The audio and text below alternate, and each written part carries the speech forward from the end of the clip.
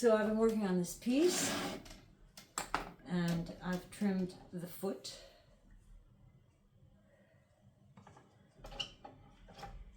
And now I've changed the poles on the Giffin Grip to smaller ones, to shorter ones.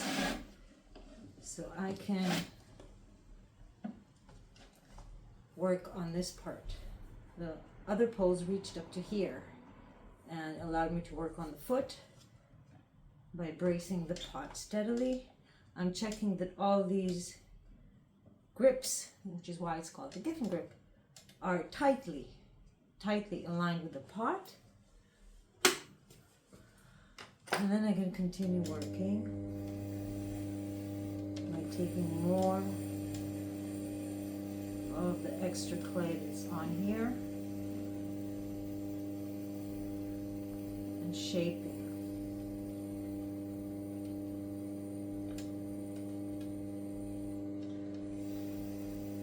And if you notice what the most important thing is for trimming successfully is like for throwing successfully.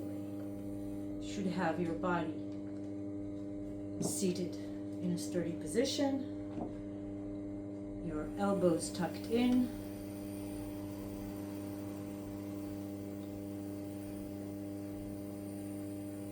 for maximum stability, and your hands connected. So this is the way to go about it,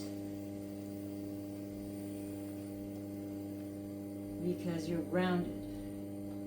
You're using the ground as your power, not your muscles. This is pretty dry leather hard, so I should be working patiently and slowly, adjusting also this little ridge that forms as we take more clay off.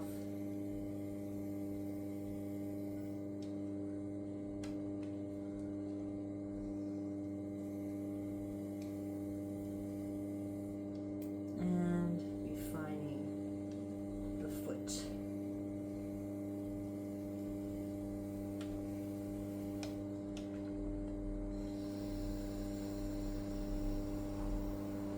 And so steadily I go. Again, my hands are connected, and they're connected to my body, which is connected to the ground. And this way, your movements are stable and sturdy, and the clay, whether hard or soft, is easier to manage. Now I'm taking this rib in order to scrape some of the bumps off, because I want a smooth surface. I might draw on it or paint on it or carve it. I can do the same to the top of the piece when I turn it around. The important thing is not to hold the rib, the metal rib, straight. You have to bend it to the shape of the pot, and creep up on the piece and scrape away. And then again, see? Slow the wheel down.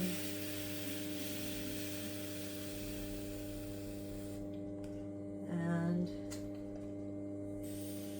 scrape it smooth.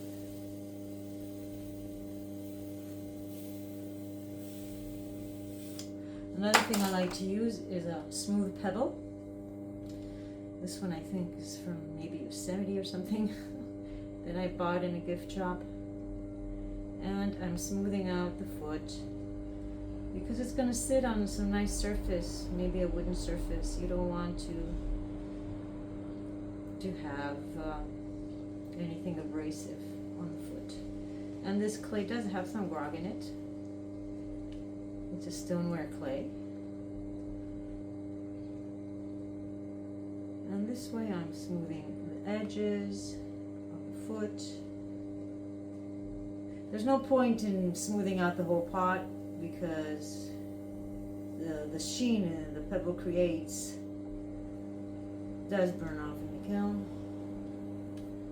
So maybe just to smooth the surface. And that's it. I'm pretty happy with it. I like the rounded tapering off. I like the foot. I like that it's a little bell shaped here, like a little bell or a big bell. And that it's a bit heavy here still, but that's important because if you want it useful, you want it to hold maybe tall flowers or tall kitchen utensils. You need it to be stable and not tip over. And what I like about the smaller foot, or the foot that's a bit inside the pot, it's narrower than the pot and it's not really showing.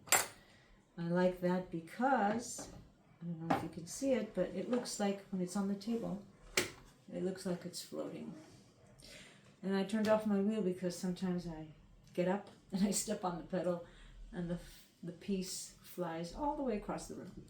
So that's a free tip, a freebie, a bonus. So hope you enjoyed it.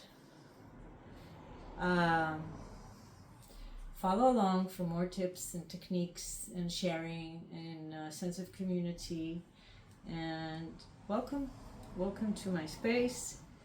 I have an Instagram page and I'm working on a YouTube channel.